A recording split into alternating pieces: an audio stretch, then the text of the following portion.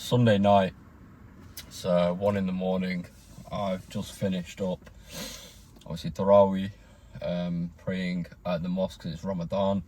So I'm trying to connect with God seriously, take everything to a next level, take my connection with God to a next level and seek his bounty whilst staying on track with everything that I've set out to achieve this year. And the only way I can achieve these things is through God, because there's no one more greater or nothing more powerful than the force of Allah to help you strive towards your goals every single day, whether you're Christian, Jew, Muslim, whatever your belief is. You're not going to achieve anything without the creator of the universe. So this month, for me particularly in Ramadan, is probably the most important month out of the year in determining where I get to this year, in determining who I become, in determining all of my mindset, my habits, my drive, my results on this journey to success. So I'm taking this month very, very seriously. It's 1 a.m. and I've just finished up my cardio at the gym. Normally, if you've been watching the channel, you know I'm up at 5 a.m. and then I'm going straight to the mosque. But this month is a different month. This month is the one month out of the year where I have to completely flip everything on its head and focus on that connection with my creator. So everything's changing a little bit. I'm going to be staying up in the night, worshipping, and obviously reading Quran and this kind of stuff, just really focusing on that connection, because I'm not going to get anywhere without the bounty of my creator. Everything that I've ever achieved in life has always been down to God.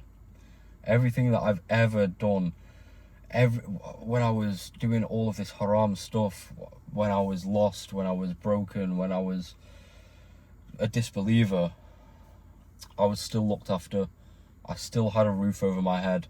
I was still given the opportunity to change. I was still given the opportunity to breathe.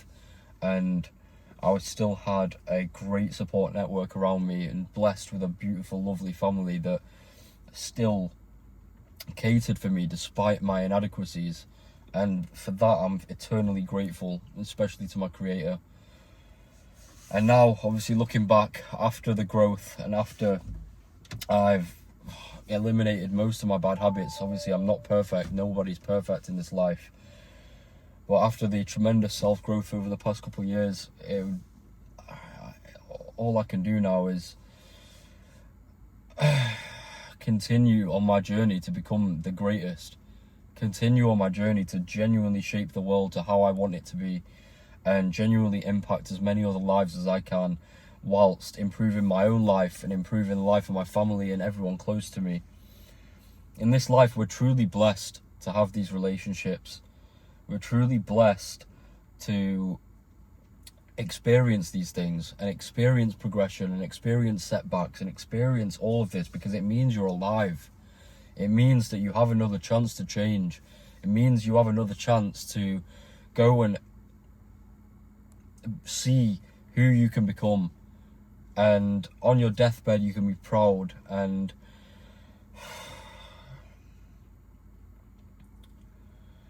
you can die with the beautiful memories of knowing you became who you're supposed to be. And that only comes if you're willing to undergo the self-growth, if you're willing to experience the sleepless nights, the early mornings, the late nights, the cutting off the distractions, the ultimate sacrifices that you have to get to become a person of great magnitude. My life was easy when I was chasing all of these bad habits, when my main concern was what I was doing on the weekend, when my main concern was just getting fed, and I wasn't the best person to my family, and I used to just think people would be at my beck and call, and I was just an immature little brat. Back then, life was easy because I didn't really have any struggles, or so I thought. But it's only once you reach a certain level of maturity and responsibility that you realise your actual purpose for being on this planet. And if you're a red-blooded male watching this video, you know that your purpose isn't pleasure, isn't the pursuit of pleasure, isn't the pursuit of degeneracy. So many people will tell you, even since I've been posting these videos, people will comment on my things. They'll be like, oh, you'll realize one day that it's not all about this and you need to enjoy your life. Why don't you just focus on all of this stuff and enjoying your 20s and set yourself up to be a millionaire in 10 years? I think people majorly misconstrue the message that I put on here about being successful, because they think I'm just chasing material objects and just chasing this paper figure of money, like I'm going to sleep with it at night. That's not what this is about. It's not what this is about. It's about genuinely crafting yourself into the best version that you can be. It's about making those around you proud. It's about shifting the world to your will. It's about looking at your old self years ago and thinking, how lost was I? How stupid was I? And comparing yourself to who you are, the man you're becoming, and looking back and thinking, wow, the growth I've undergone has been immeasurable. I have cut out all of these lazy, disgusting, spiteful habits that the 99% of people will indulge in because that's the way they're programmed. I've gone and absolutely transformed myself beyond the limits of what anybody else could achieve. And me, I'm not even a fraction of where I want to be. I've been running my business for the past year, and now I'm starting to see the fruits of my labour. I thought I'd be a millionaire last year, and I'm not yet.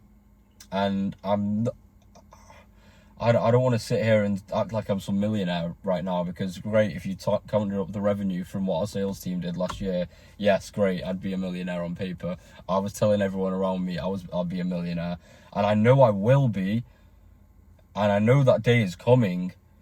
But even though it hasn't come, the person I've become, I know is ready and capable to receive that. And I know that that is what's capable for you guys watching this. If you just cut out the distractions, if you reject the programming that everybody else has set out for you, if you block out the noise of all the people who tell you can't get where you need to be. In this life, I've truly realized that to be selfish is actually a necessity. Now, selfish can be misconstrued. Selfish isn't, all right, I'm just going to go make all this money and then I'm only going to spend time with myself and I'm only going to buy the things I want, because that's not fulfilling at all. Nobody wants that. Sometimes I'd have these nights where I'd be thinking, why do I even want this money? Why do I want it? When I first went to Dubai, after I made a good bit of money on my first few weeks on the sales team, I arrived on my own before I went to go meet my friend the next day who lives there. And I'm walking around Dubai. I go to get some food. I'm looking around everyone. I see a few Lambos and stuff, and I see people out on their night and all of that stuff. And I was going under. I was like, do I actually want this? Why do I want this? And I felt really lonely. I felt like, right, that car doesn't mean anything if I don't have people around me, if I don't have my family proud, if I don't have my family looked after, if my family and friends aren't with me. And it's at that point I realised that it's your relationships in life that are going to be the determining factor of your happiness or your fulfillment. As a man, you have responsibility to provide, you have responsibility to succeed, you have responsibility to be a leader and for other people to look up to you. And for me to go and chase all these Lambos and these cars and the best wives and all of this stuff and all the materialistic stuff you see online, it doesn't mean anything. The experience doesn't mean anything if it's just you on your own all of the time. The experience is meaningful because you get to experience it with people you love, people that you care about. And then getting back to the point of being selfish, you have to be selfish. You have to be selfish and you have to put yourself first so that you can achieve the life of your dreams for you and those people that are dear to your heart. You and those people that you die for. Those people that mean so much to you. Your friends, your family that have become friends. This is what we chase. We chase the best life for us and those around us. And that comes from putting yourself first and not settling for less in who you need to be. For me to allow other people to be above me and not believe in myself and think, all right, well, I can't get this success, but someone else can. That is genuinely disrespectful to all of those people who care about you in your life. Because if they're not going to change yet, waiting for you to pave that path, for you to take the first step, for you to not settle for less. In the Quran it says, you need to strive with your wealth and your lives in the cause of Allah. People have this preconceived notion that if you're going to be a religious man, then naturally you have to be poor because you can't be rich and religious. I think that's the biggest load of BS anybody's ever told you. Poverty isn't piety. There's plenty of rich people out there who are fulfilled and successful, and they have a great relationship with God, and their whole life is in order. And because of that, they've now developed themselves the freedom to go and look after those people that mean the most to them. They've developed that freedom. They don't have to worry about asking their boss for a lunch break so they can go pray.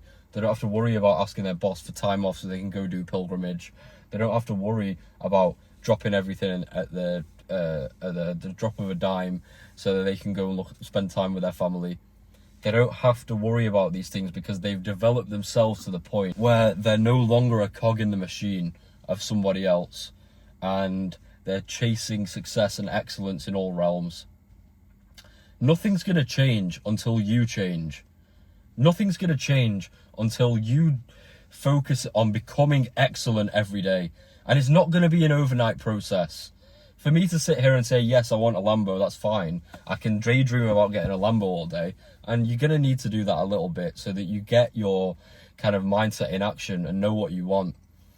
But just chasing the Lambo isn't going to get you anywhere if your daily habits and your daily tasks and your daily needle moving tasks pushing forward aren't dialed in and they don't align with where you need to be. So for me right now, my biggest tasks are getting the deals installed from the past year that we've worked on the sales team, and that should yield really great numbers, inshallah. And my biggest task now is creating an online platform and getting my name out there and getting my word out there so that I can impact as many lives as possible and document my journey to success and show other people that poverty isn't piety and you can still have a great relationship with God and still achieve the fruits of success in this life. For me to go under that change, I had to put myself first. When people were worried about me telling me to get a job because of my business wasn't succeeding, I couldn't have done that because I had that overriding self-belief in my heart, knowing that I can achieve my goals by hook or by crook. For me to pack everything in when the business got hard would be disrespectful to all the people that were working with me, and I knew the opportunity they had at hand as well, how much money they could make. No 9 to 5, it straight away is paying with no qualifications, 2k a week, 10k a month and beyond. It would be disrespectful of me to do that by not putting myself first, by caving into pressure, by accepting the life that other people set for me. I couldn't do that. And you've got to realize as well, there's only a few people in this world who genuinely have your best intentions at heart. Not many people are genuinely going to. Your mother, your father, your brother, and maybe a handful of close friends are genuinely going to want to see you succeed. And these are the people that you need to strive for every single day. Because people in your life will tell you and dress things up about, oh, they want things to be better for you. But really, they're going to let you down. Because everybody has their own self-interest at heart. And it's not personal. We're just selfish beings. So don't believe everything that everyone's telling you about, oh yeah, I don't think you should do this. I think you're going to burn out. Oh, I don't think you should do this. Blah, blah, blah, blah, blah. They don't want what's best for you. Only you know what's best for you. Even if you don't want this crazy success, you should still be striving to better yourself, to be in the best shape so that your kids and your family have a role model, to be financially free so that your family don't have the burden of worrying about where their next meal's coming from, to have a great relationship with God so that you aren't punished in the afterlife, and you can set that example for your family as well. To reject degeneracy and get away from all the bad things that this life tempts you with. When I didn't have the relationship with God, I was literally detrimenting myself every day. I was getting closer to killing myself, not like in a suicidal way, but just by all the disgusting things I was consuming, spiritually, physically, mentally, all of these things. I was dying. I was dying in all realms. And it's not good enough. It's not good enough. You have duty, you have responsibility, and despite it being Ramadan, I'm still getting my tasks done, and I'm going even harder because I know that I need to rebuild my relationship with God even further. I know that every day when I wake up, it's a new opportunity to get better, and sometimes on your journey to success, you're going to get stagnant. You're going to, for example, for me, because my level of output is already like here. So when I'm completing the same tasks I would on my normal day-to-day life, I feel like I'm not doing that much, even though I'm doing quite a lot.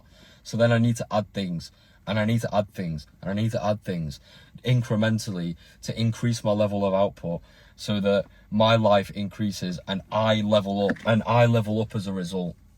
Because I have to put myself first in that regard. I have to say no to all of the distractions.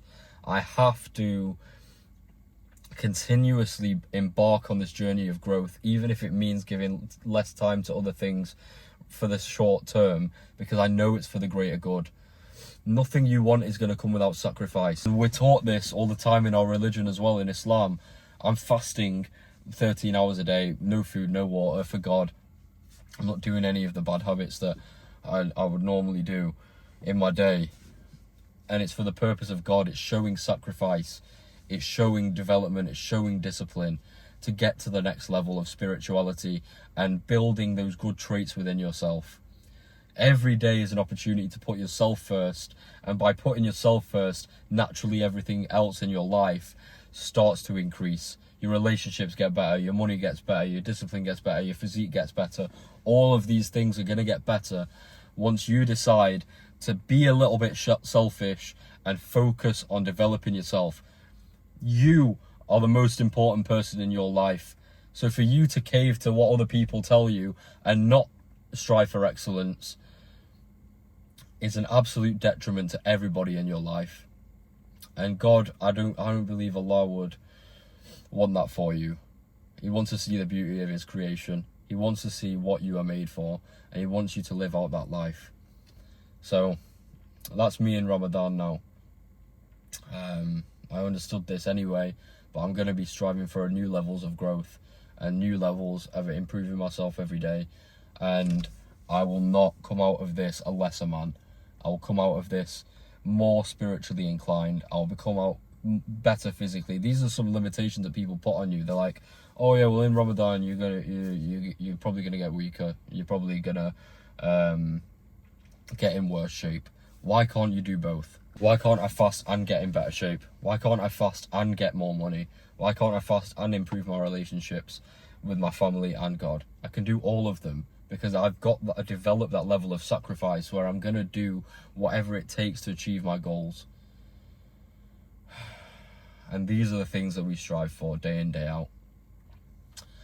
It's a bit of a shorter one today. I just wanted to make it a bit more hard-hitting, if you like. Hopefully you guys did enjoy it. I'm still going to be consistent with the content. And you guys, probably if you're on the Instagram, you're seeing I'm trying new stuff out on there. I want to try new stuff out on here. Maybe a few more vlogs type stuff. I'm not taking caffeine this month, really. So it might be a little less fire on the videos. I'm still going to be focusing. My main focus is the relationship with Allah. So I'm maybe a little less frantic in what I do. Maybe won't be as aggressive, maybe. But I've still got the aggression that's required, and I'm still going to execute on my goals every day. So take this as a lesson. Put yourself first. Don't let other people hold you back. Don't just realize that you're the one person that has your best self-interest in heart. Even your parents are going to give you advice, but they don't really know because it's a new age, it's a new era. Just trust in yourself and let them trust you through seeing your results and seeing your growth. And you're going to look back and it's all going to be worth it. Okay? Love you, boys. Take care.